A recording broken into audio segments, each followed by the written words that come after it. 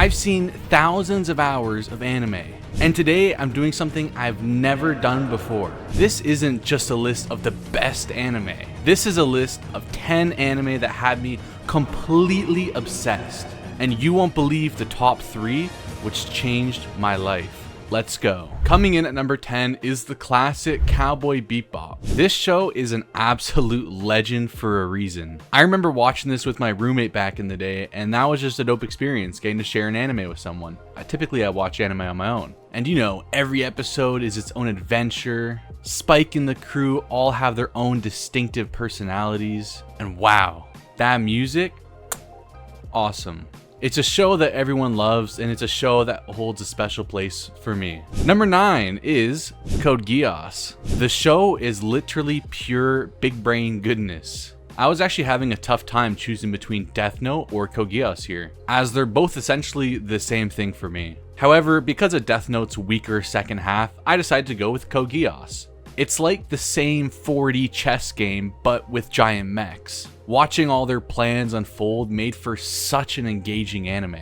What an entertaining ride from start to finish. At number 8, we have the second season of Fate Zero. I loved the entire Fate franchise, but this season in particular really got to me. It's the most epic battle royale for the Holy Grail you'll ever see. The animation is top tier, the fights are incredible, and just the brutality of it was so awesome.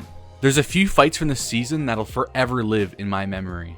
It was just an epic experience. Number 7 is Clannad After Story. Now I have to warn you, this show will make you cry. It just will. But all the stories within it are just so beautiful, it's worth the pain. And it's not just sad for the sake of being sad. It's about family, loss, reaching adulthood, finding happiness, and that's just scratching the surface. Some arcs in Clannad just really hit home, so it makes sense that Clannad made the list. At number 6, we have JoJo Part 4, Diamond is Unbreakable. In my opinion, this is the best JoJo part, mainly because of its style and its overarching story, but man, this part is just like so weird and so fun. It's got so much personality that you just can't help but love it. JoJo overall is a special show, but JoJo Part 4 definitely takes the cake. Quick note, if any of these anime are your favorites, let me know down in the comments. But also comment your favorite anime out there so I can find some new things to watch. Now back to the video. Now halfway through the list at number 5 comes Steins Gate. This is just an awesome time travel story. The first half is relaxing, you get to follow the group, learn the characters, but by the time that second half kicks in, wow, I got addicted. Super intense, super thriller, super awesome. And it didn't end there either. Steins Gate Zero and the sequel movie were both great picks as well. All that's left for me to do is to play the visual novel. Number 4 is the Monogatari series. This show is just peak anime, and the effect this show had on me should be pretty obvious, especially with all the Monogatari videos I made in the past on this channel. It's one of the most well-written, stylish anime ever made, and there's really nothing else like it. I remember changing around my whole office and buying a brand new TV just for the Monogatari binge. So if you're ever looking for a binge-worthy anime, Monogatari is it. Now entering the top 3 is Welcome to the NHK. At a certain point in my life, this anime was super relatable.